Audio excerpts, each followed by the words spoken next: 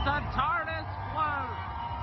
I wonder who they're celebrating. What doctor is it? Doctor Who? Who's that? I don't know. Good morning. I'm Terry, and welcome to TARDIS Spider. Today, Patrick Troughton's classic, The Mind Robber, one of the most unique stories in the history of Doctor Who. And if you enjoyed today's video, please like and please subscribe. And now, let's take a quick look at The Mind Robber. The Mind Robber is Patrick Troughton's most unusual adventure. No tautly plotted thriller serial this, but a set of episodic encounters in which the Doctor struggles to keep his mind, a threat which is slightly more cerebral than the usual alien infiltrations that he fought against. Perhaps it's not altogether surprising that in 1968 some children found this story difficult to understand. There are some nightmarish similarities with normal Doctor Who of the time. The Labyrinth sequence nods to the period's fondness for underground tunnel systems, and it's notable how in this monster era of the program, the selection of fictional characters favors monstrous mythical beasts like the unicorn.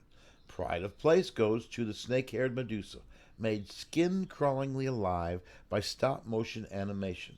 The Minotaur is a disappointment in comparison. But these monsters must not be fought. If the Doctor kills the Medusa, he forfeits his mental freedom.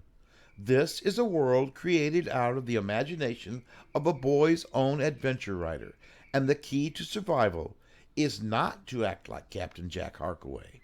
If Doctor Who is itself an adventure serial, then the Doctor cannot act true to form without subordinating his will to another. He would become like Gulliver, condemned to speak the lines that someone else has written for him. Fortunately, this clever idea does not produce 5 weeks of dull inaction.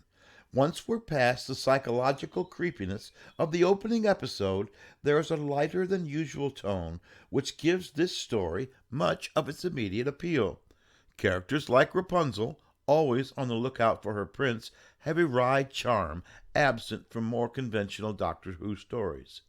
And for all of its urgency, the climax is underpinned by the same gentle comedy as the Doctor and the Master try to out-cliffhanger each other with even more unbeatable opponents. The mix of danger and charm reflects the personality of the master of the world of fiction. Genial buffer one moment, and calculating villain the next. The late Emerys Jones handles the transition skillfully, his menace accentuated early on by some strong imagery from director David Maloney. Troughton's Doctor has an unusual edginess early on, but his comic side soon returns, most notably when he has to be rescued from the carcass by Zoe.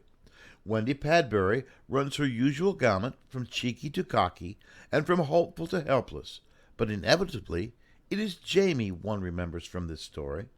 Transformed into Hamish Wilson by the Doctor's little accident with the identikit, he gains in the process a youthful nervousness not normally seen in the more robust Fraser Hines version. The last-minute inventiveness of recasting Jamie when Hines fell ill is only one of a chapter of accidents in the behind-the-scenes story of The Mind Robber. With a tacked-on first episode and recycled robot costumes, it's a wonder the serial turned out better than a ramshackle mess. And it did turn out much better. It makes a likable 5 weeks of Doctor Who with thoughtful undertones and loses none of its 1968 appeal when seen again in 2021.